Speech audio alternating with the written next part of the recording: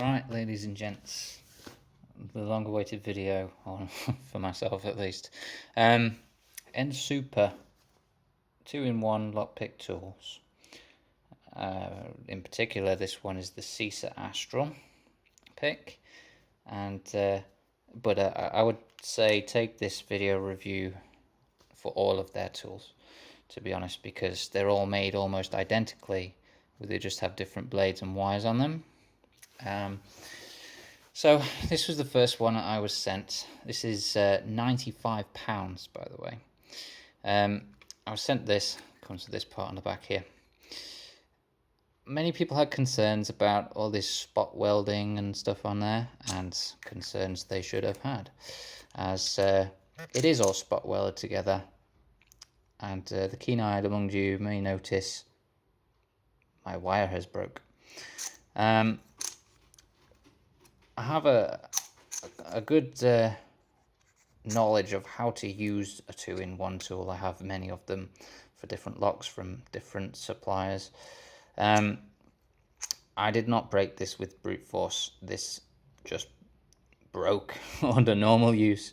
I do have a video already up of me using this tool in a bar. I picked very quickly a Caesar Astral. It was great. It picked the lock as it should. And then just randomly, it started spinning completely round. The tip had fallen off. With this one in particular, if we look down in the back, it may be difficult to see, but there is a large weld there in the back.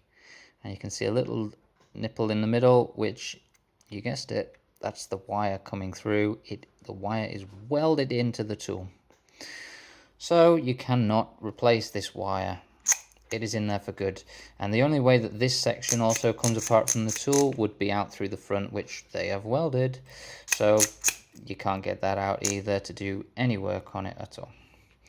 So of course you would contact them, which I did, and they responded pretty much straight away, talking with them. Very nice service, you know, and obviously they've had the whole coronavirus thing going on, so they've had a bit of a delay as they haven't been able to get to work to sort it out. So just today I have received the new and improved pick. Now what they said was they've improved the wire. The wire is stronger, but also on request, and many people I'm sure have requested it as well, to be able to remove the wire. Now in the back, I will take this off just for the sake of showing you. In the back here, the spot weld that has on the previous tool holds the wire is much smaller, and now only holds the clamp for the wire and is not actually attached to the wire. So I can remove this wire. Brilliant.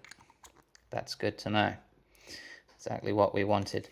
Now, I've seen other people get this new and improved tool, and in their box they get spare wire and a little tool as well for changing the wire, I suppose, so you line it up properly.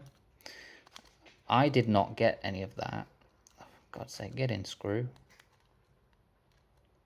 Sorry, I'm trying to concentrate on screwing the blue screen. There we go. So I didn't get the spare wire tip, nor a little block thing. I assume it's for lining up the wire, and so I don't know why they didn't send me that. I'm not going to bother anymore with these sending things back and trying to get something resolved. Should be buy it once, don't have any issues. For £95, it's kind of expensive for stuff just to be wrong all the time. So I'm not going to do anything more. I'm going to accept this for what it is. If I break this, I may try and make my own wire or something like that. I don't want to be sending anything back into to China because it's wrong. Right, moving the wire. This is another peeve of mine that I've discovered. We insert an Allen key into here. There is a grip screw down in here which holds that clamp and pinches the wire. As you can see, this is in the grip screw right now. You look at the angle of the tip on that wire. It's just pointing downwards into some random position deeper than the key blank actually goes. And you can see over here it's above the last number. So putting this wire in, once you've loosened it off to change it, you've just got to put it in some random place and hope for the best, tighten it up, and then come over here and check.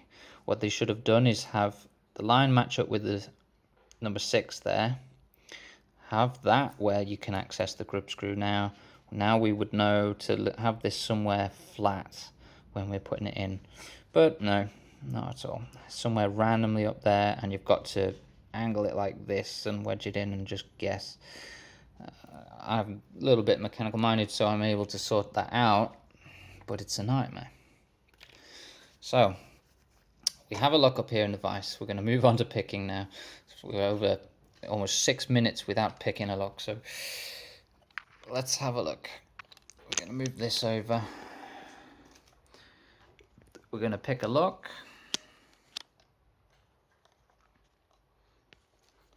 Get the camera right, there we go. Now, the pick wire and blade are on the left hand side of the pins, and you turn to the right, pressing down, and it picks down on there.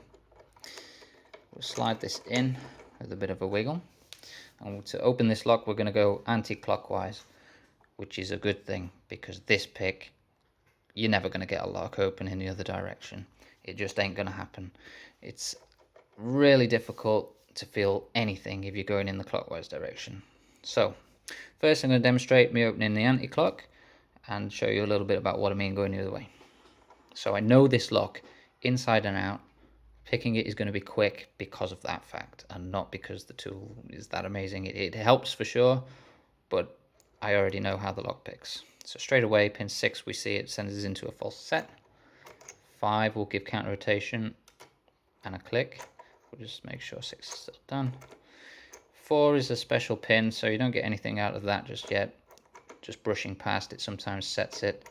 3 drops us further in. Now I'm really struggling here with it fully turned to the left. We should be above the pins. I cannot move this pick around. You have to actually turn the lock backwards a little bit just to wiggle, if you can, over. I drop pins just moving past 2. Here's 1, counter rotation, click. Again, I can't get on 2. Okay, we got 2. 3 is still done. 4 we got now, that moved a little bit. Knowing this lock, I know 6 is now going to get this lock open. There we go. So, there we go. Now, because I said we can't pick this in the clockwise direction, the only option for us would be to pick it in anti-clockwise and then plug spin it. There's a problem again. This tool cannot come out while this lock is picked. I've got it, the wire fully twisted over to the left out of the way, and it is the wire that is getting caught up on the pins. I cannot remove this tool. Now you might get lucky with the bitting or the binding order, which leaves the last pin to be picked at the front, meaning, yeah, sure, you could then take it out. But as you can see with this one and only lock that I've tried, I cannot take that out. Therefore, I cannot plug spin this lock to the right. So, why can't we pick it to the right? Rule of thumb for picking a dimple lock, whichever side you are turning your pick, you should be tensioning the opposite way. So when you get that false set, your counter rotation is going to be turning the same direction as the pick. If you're going in the opposite direction and turning against it, you're not going to feel any feedback at all. It's going to be very difficult. You have to manually counter rotate. So the first pin is still 6 when we're going in the other direction. I have very light tension here, only my thumb. There we go. So let's just do that again. If I have any more tension than that, I can't get that. I feel like I'm going to break the tip.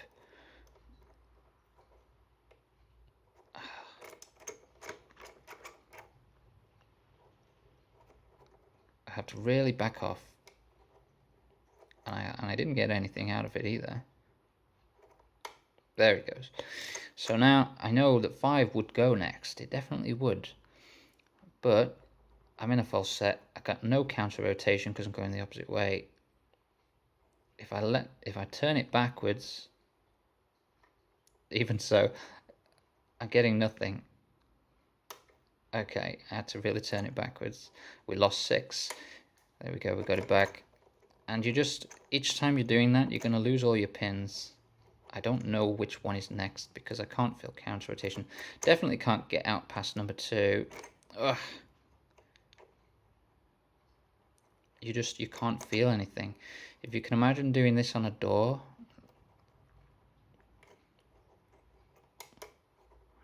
Okay, come on. 4. I really want it to work. I want it to open. Is it 6? No. I have no idea which one's next because there's no feedback. It's I don't think it's a feasible option on the door. I have no idea which one needs to be picked. Is it? No, I lost something. So,